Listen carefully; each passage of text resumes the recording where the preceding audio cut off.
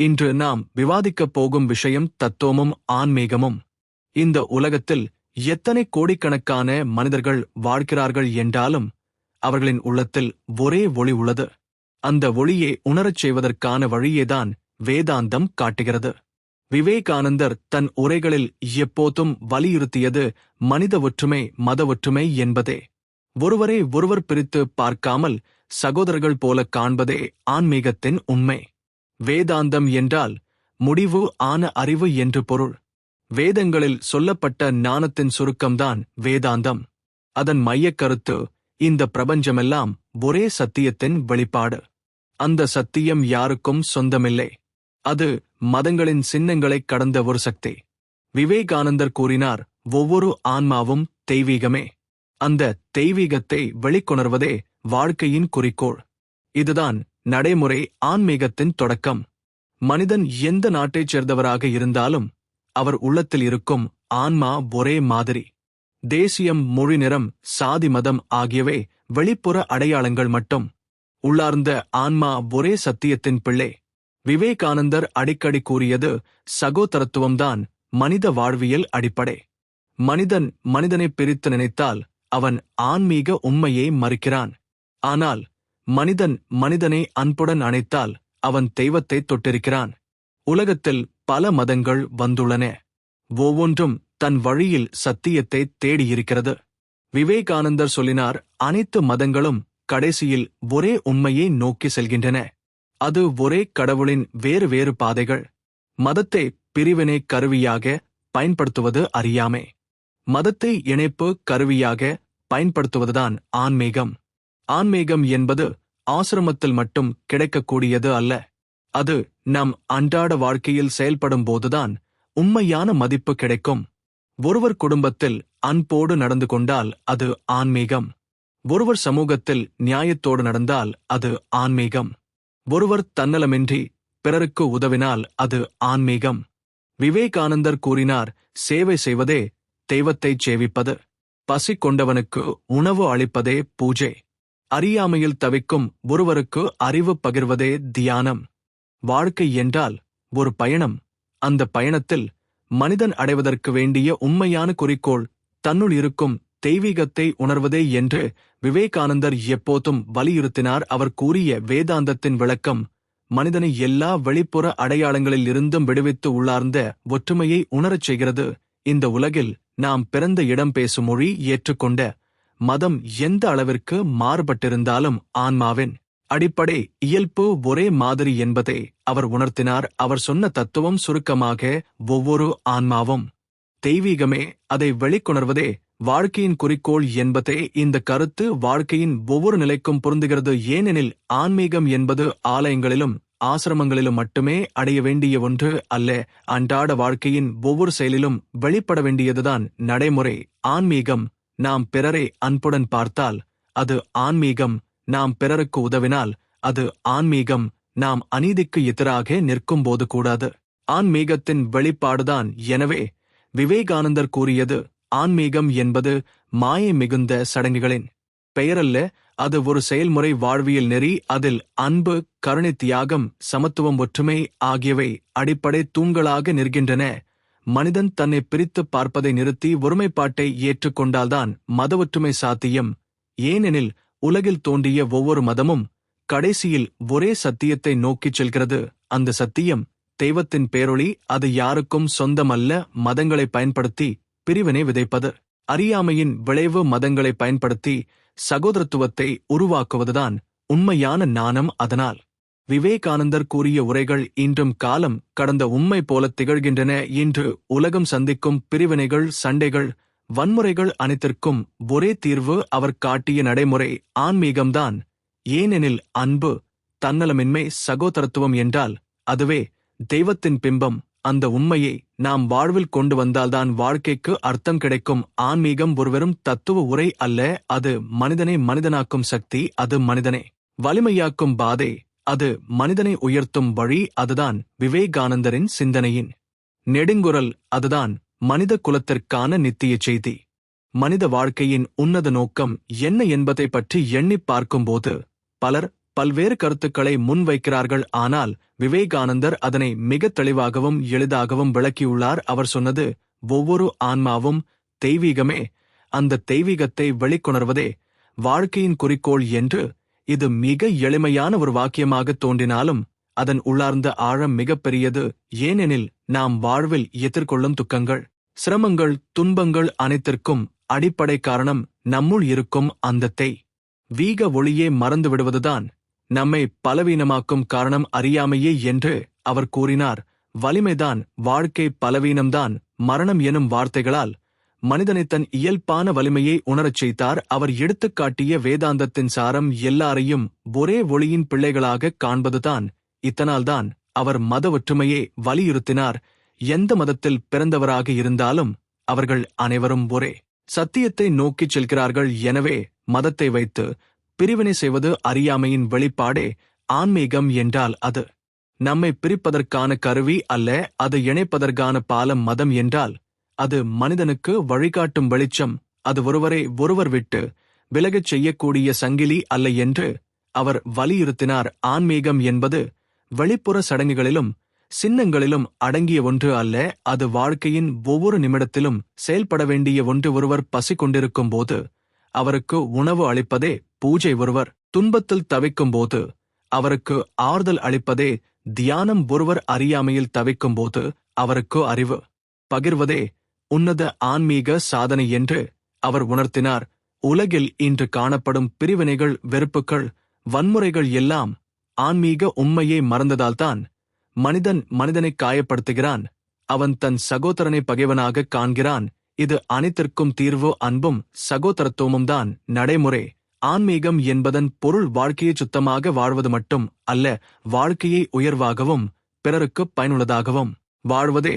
ஒருவர் தனக்காக மட்டுமே வாழ்ந்தால் அது முழுமையான வாழ்க்கை அல்ல. ஒருவர் சமூகத்திற்காக, உலகிற்காக வாழ்ந்தால்தான் அது உண்மையான ஆன்மீக வாழ்வு என்று அவர் வலியுறுத்தினார். இந்த எண்ணத்தை அவர் தனது சொந்த வாழ்க்கையிலேயே நடைமுறையில் காட்டினார். அன்றாட வாழ்வியல் ஒவ்வொரு செயலும் ஆன்மீகமாக இருக்க முடியும் என்று அவர் எடுத்துரைத்தார். ஒரு தாய் தன் குழந்தையை அன்புடன் பராமரிக்கும் போது அது ஆன்மீகம்.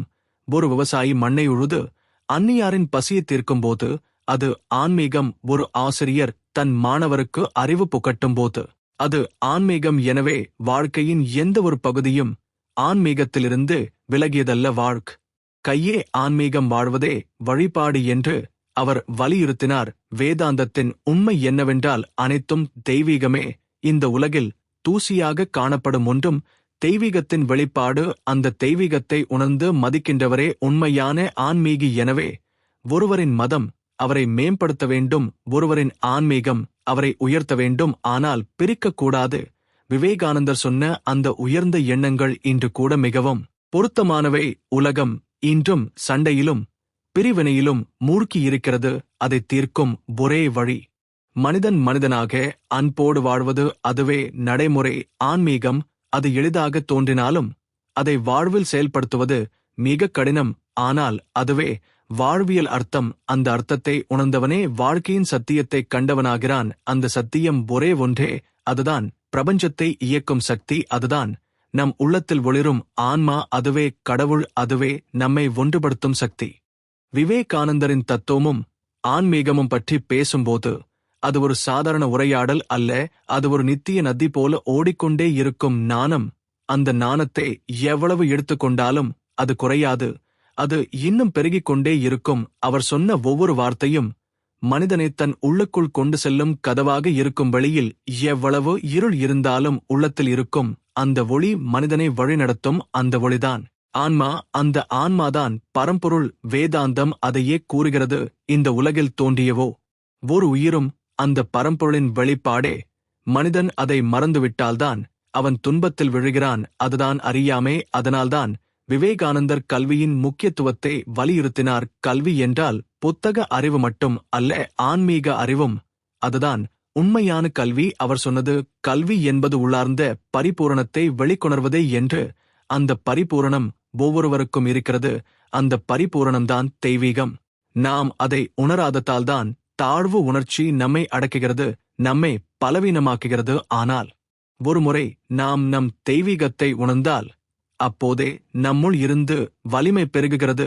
அந்த வலிமைதான் நம்மை உயர்த்துகிறது, நம்மை சேவை செய்ய வைக்கிறது, நம்மை உலகிற்கு பயனுள்ளதாக ஆக்குகிறது. சேவை என்றால் அது ஒரு கடமையல்ல, அது ஒரு ஆன்மீக வழிபாடுதான். பசி கொண்ட ஒருவருக்கு உணவு அளிப்பது பிரார்த்தனையை விட உயர்ந்த வழிபாடு. துன்பத்தில் அழுகிற ஒருவரை ஆறுதல் சொல்லுவது எந்த யாகத்தையும் விட உயர்ந்த தியானம் என்று அவர் உணர்த்தினார். அவர் சொன்னார், உன்னுடைய பக்கத்தில் பசி கொண்ட மனிதன் பசித்துக் கொண்டிருக்கும் போது நீ கோயிலில் போய் மணி அடித்தால் அதுவே பாவம் என்று.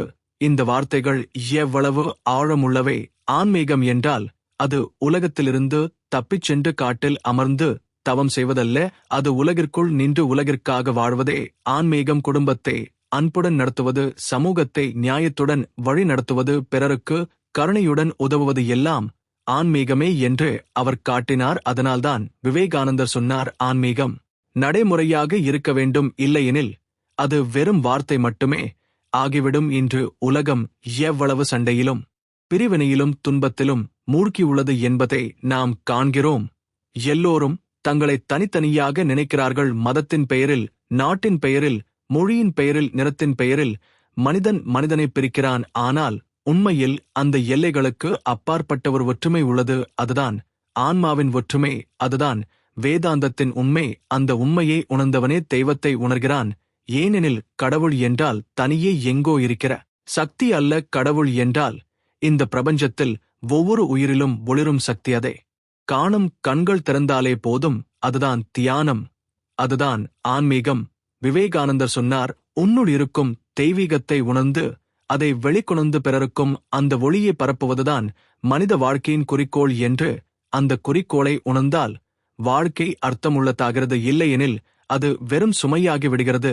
மனிதன் எவ்வளவு செல்வம் சேர்த்தாலும், எவ்வளவு அதிகாரம் பெற்றாலும், ஆன்மீக உண்மையை உணராவிட்டால் அவன் காலியானவன்தான். ஆனால் ஒருமுறை அவன் ஆன்மீக உண்மையை உணர்ந்தால் அவன் வறுமையிலும் நிறைவானவனாக இருக்க முடியும். அதுதான் ஆன்மீகத்தின் அதிசயம், அதுதான் விவேகானந்தரின் சிந்தனையின் வலிமை.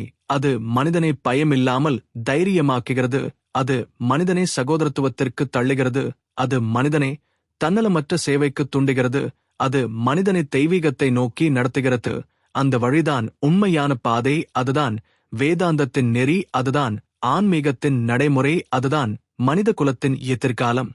விவேகானந்தரின் ஆன்மீகச் செய்தி என்றால் அது வெறும் ஒரு நூற்றாண்டுக்கு முன்பு சொன்ன வார்த்தைகளின் ஒலிப்பதிவு அல்ல, அது இன்றும் நம் காதுகளில் கேட்கும் வாழ்வியல் அழைப்பு.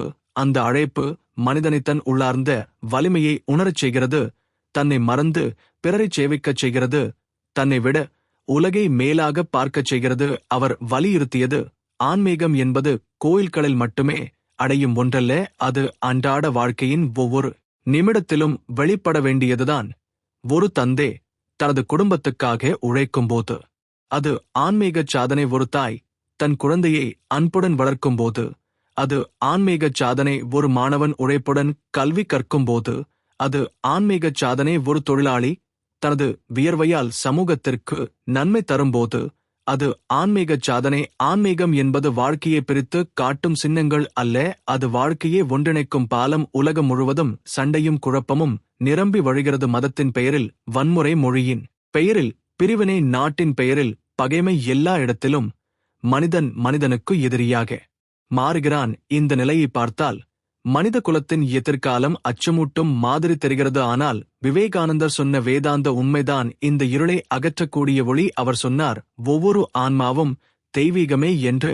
அந்த உண்மையை மனிதன் உணர்ந்தால் அவன் எப்போதும் பிறரை தன்னுடன் சமமாக காண்பான். அவன் ஒருவரையும் கீழே பார்ப்பதில்லை, அவன் ஒருவரையும் வெறுப்பதில்லை. ஏனெனில் அவன் அறிந்து விடுகிறான், எல்லாரும் ஒரே சக்தியின் வெளிப்பாடுகள் என்று. இந்த உணர்வு வந்தவுடன் பிரிவினை எல்லாம் கலைந்து போகும். மதமொழி சாதி நிறம் எல்லாம் மனிதனை பிரிக்க முடியாது, ஏனெனில் அவன் உள்ளுக்குள் உணர்ந்து விடுகிறான், இந்த உலகம் முழுவதும் ஒரு குடும்பம்தான் என்று. அந்த உணர்வைத்தான் விவேகானந்தர் சிகாகோ உரையில் வெளிப்படுத்தினார். சகோதரிகளும் சகோதரர்களும் என்று சொன்ன அந்த முதல் வார்த்தை உலகம் முழுவதையும் அதிர வைத்தது. ஏனெனில் அந்த வார்த்தையின் பின்னால் இருந்த உண்மை மனித குலத்தின் ஒற்றுமைதான். இன்று உலகில் இருக்கும் ஒவ்வொரு பிரச்சினைக்கும் தீர்வு அந்த வார்த்தைகளில் உள்ளது.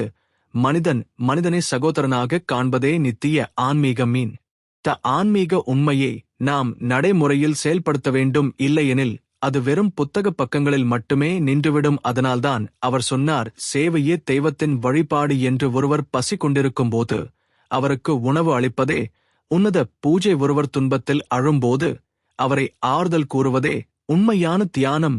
ஒருவர் அறியாமையில் தவிக்கும்போது அவருக்கு அறிவு கொடுப்பதே மிகப்பெரிய யாகம் என்று இந்த சிந்தனைகள் ஆன்மீகத்தை வானத்தில் பறக்கும் சிந்தனை அல்லாமல் தரையில் நடக்கும் வாழ்க்கையாக்குகின்றன.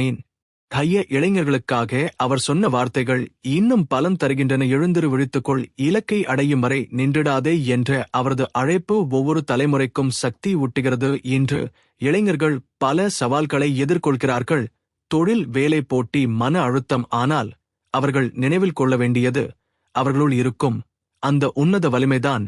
ஒருமுறை அவர்கள் தங்கள் ஆன்மீக வலிமையை உணர்ந்துவிட்டால் எந்த சவாலும் அவர்களை வீழ்த்த முடியாது. அவர்கள் உலகை மாற்றக்கூடியவர்கள் ஆகிவிடுவார்கள்.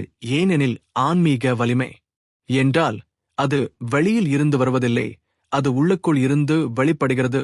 அது நித்திய ஒளி, அது யாராலும் அணைக்கப்பட முடியாது.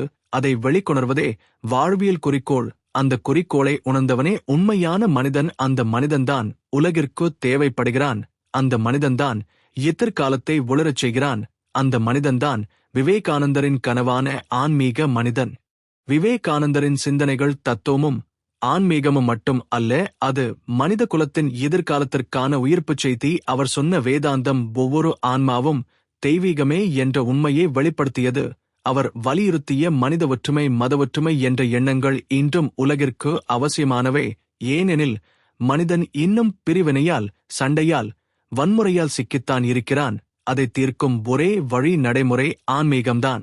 அது வாழ்க்கையை பிரிக்காமல் ஒன்றிணைக்கும் சக்தி. அது மனிதனை பலவீனமாக்காமல் வலிமையாக்கும் சக்தி. அது மனிதனை தன்னலம் மறந்து பிறருக்குச் சேவை செய்ய வைக்கும் சக்தி. இன்று நாம் விவேகானந்தரின் வார்த்தைகளை நினைவில் வைத்துக் கொண்டால் அவை புத்தகங்களில் மட்டுமே அல்ல, நம் அன்றாட வாழ்க்கையில் செயல்படும் போதுதான் அதன் உண்மை வெளிப்படும். நம் சிந்தனையில் அன்பு, நம் செயல்களில் சேவை, நம் பார்வையில் சகோதரத்துவம், நம் நடைமுறையில் தன்னலமின்மை இருந்தால் அதுவே ஆன்மீகம், அதுவே வேதாந்தம், அதுவே மனித வாழ்வியல் குறிக்கோள் என்று சொல்லலாம். ஆகவே இந்த வாழ்வை எளிய வாழ்வாக அல்ல, உயர்ந்த ஆன்மீக வாழ்வாக மாற்றுவதே விவேகானந்த் தரின் நித்திய அழைப்பு. அவர் சொன்னது போல, எழுந்திரு, விழித்துக்கொள், இலக்கை அடையும் வரை நின்றிடாதே என்ற அந்த குரல் ஒவ்வொருவரின் உள்ளத்திலும் ஒலிக்க வேண்டும். அந்த குரலை கேட்டு நாம் வாழ்ந்தால் மனித குலம் ஒளிமயமான எதிர்காலத்தை அடையும். அந்த எதிர்காலம்தான் உண்மையான தத்துவமும் ஆன்மீகமும்.